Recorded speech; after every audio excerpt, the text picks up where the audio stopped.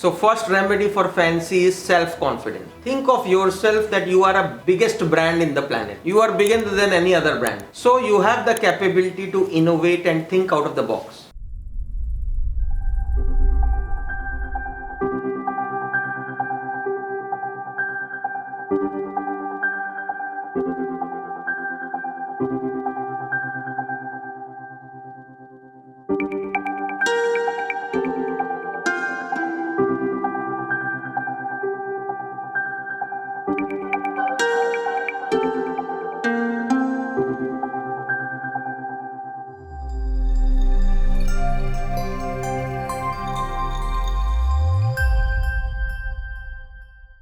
Welcome back. This is the one show where we're focused on your spiritual growth and well-being.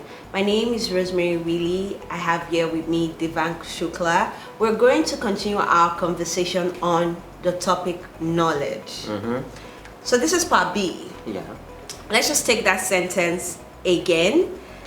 Before I continue, I just want to implore the audience, the viewers, I wish you guys were audience here, the viewers, to go back to our past videos, watch them, read the book, ask all the questions.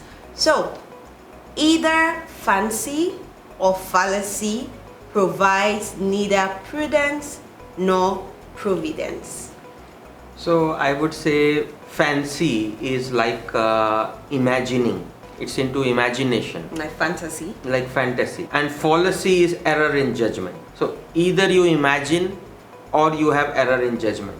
They don't provide you the prudence nor providence. So prudence or providence, by which we mean that future eventualities, difficulties. Practically you can see like one person is watching a movie, and in the movie the star is having a marriage. So you would like to have the same ambience, you would like to have the same dress, and you are emulating stars. That's a fancy, I would say. And that happens not just, I would say, in Nigeria, but in India. All over the world I have seen this way. Sometimes the girls are thinking that the boy will come in a white horse and he should come exactly as she has seen in the movie. So what happens because of this? There is a drain of resources. The common sense, the prudence that is required is not there. That every movie, at the end ends with a marriage. But what about after marriage? There is no movie for that. So that is what is very important. And judicious use of resources. With a sense of innovation, only money matters. Even with less money, one can innovate and beat the best in the market. This is how innovation has happened over the years. I think I understand where he's saying you don't have to focus on fantasies or imaginations, but sometimes those are the things that inspire us. Yes, so it is very important to get inspired, but not to emulate or copy as it is. You can find different kinds of material, and some materials have the same or better shine than an expensive material. I can give you unlimited examples how Toyota beat Ford out of innovation. The design, the beauty of the car is there, the engine performance is better. So how they could sweep the American market? The same is, another problem is fallacy, which is error in reasoning. So what happens, there are sometimes temptations or tempting proposals. And this, to be sincere, I have also fallen for it. Because the bank told, okay, we are giving you an interest of 15%, which was something, it will open your eyes. And never I was explained the terms and conditions, the fine lines of where the risk of liability will come. After falling into, then you understand, okay, why didn't you tell me about the risk? Because I asked you, I tried to read. But this is where fallacy, error in judgment also comes into picture. You get tempted without understanding the full import of the situation. What is the thin line? How do we not go beyond, how do we not make fantasy a distraction or a destructive means? How do we just be inspired and still get that prudence? So I will give you the remedy for both of them. So first remedy for fancy is self-confidence. Think of yourself that you are a biggest brand in the planet. You are bigger than any other brand. So you have the capability to innovate and think out of the box. you have the capability to do most from less resources. This is the remedy for fancy. And for fallacy, whatever is too much tempting, looks big and very lucrative, think that why the others are not so lucrative. Do a risk management and say, what will happen if I go into this risk? Both the remedies I have given. For fancy, self-confidence that you are the biggest brand in the planet. And for fallacy, don't get swayed away with temptations. Actually think why others are not giving and what are the risks. The person who is giving you the temptation may not tell you. You should try with peers. Like if I had tried with other banks and said this bank is giving, then they would have said, see, you don't know about the risk.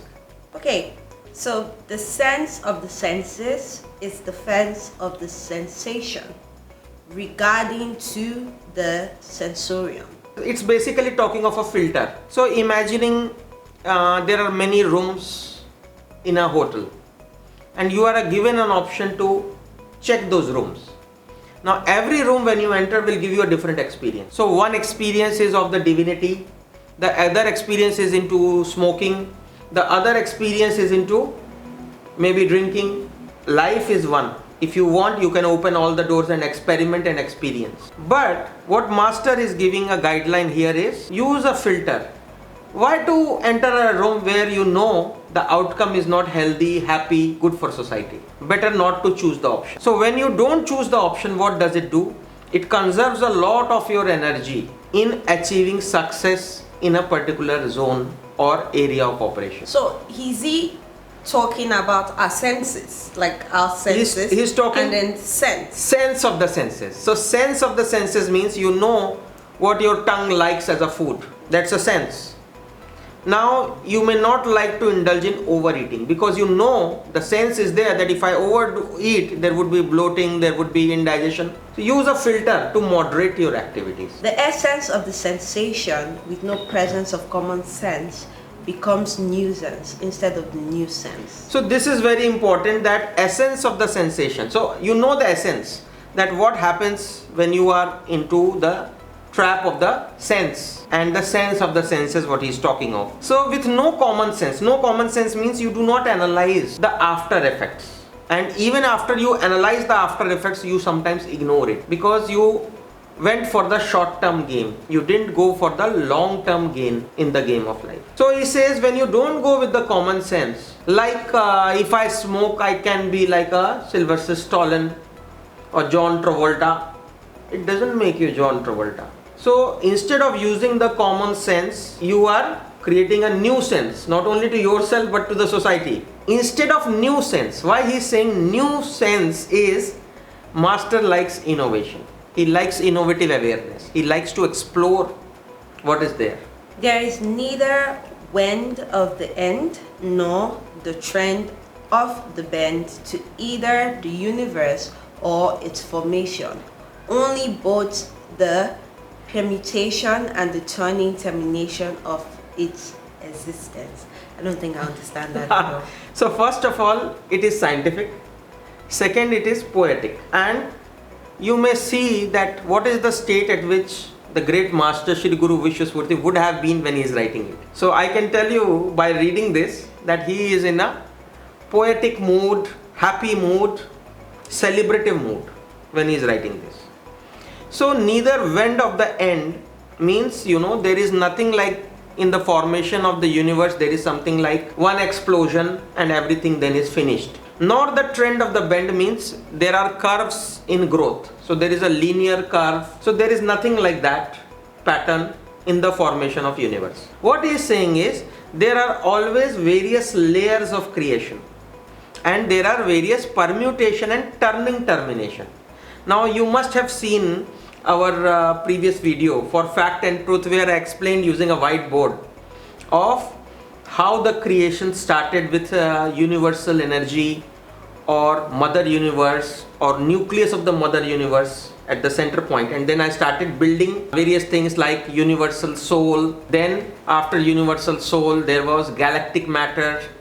So all this depends on different permutations and combinations. And the very important word here is turning termination. So turning termination means one thing transforms into another thing. that thing transforms into inert matter. Inert matter means the dead matter, or like say let's the metals. Then they further transform into life force or biomatter, or you can say lifetron. So how this evolution is happening, and a turning termination means the change is so different that you cannot match how from inert matter the biomatter has come into existence. So this is the kind of creation, the universe and the existence of universe is there. So because the topic that we're exploring right now is knowledge. So all of these are general knowledge for us. Okay, so first of all, knowledge is into two parts. One is material knowledge, another is spiritual knowledge. So this is part of the spiritual scientific knowledge. Knowing the nature, knowing the universe and existence will help you to connect with the universe. So can you have a healthy mix, spiritual, scientific knowledge? It's kind of contradictory in a way, because people tell you, oh, this is what science thinks about creation, and you also said so that the author acknowledges science, right? But he's saying that science also has limitations. Yes. Is beyond. Yes. Just like the way with some religions like Christianity, they tell you creation is something different. Science has nothing to do with it. They just believe that God, created the heavens and the earth and all of this. So, but you say spiritual science. So is there like a healthy mix, or people are allowed to just say, this is what I know, this is what I believe in, and that is knowledge for me? Or people should explore to say, this is what I know, however, like the author, some parts are limited, so explore this way.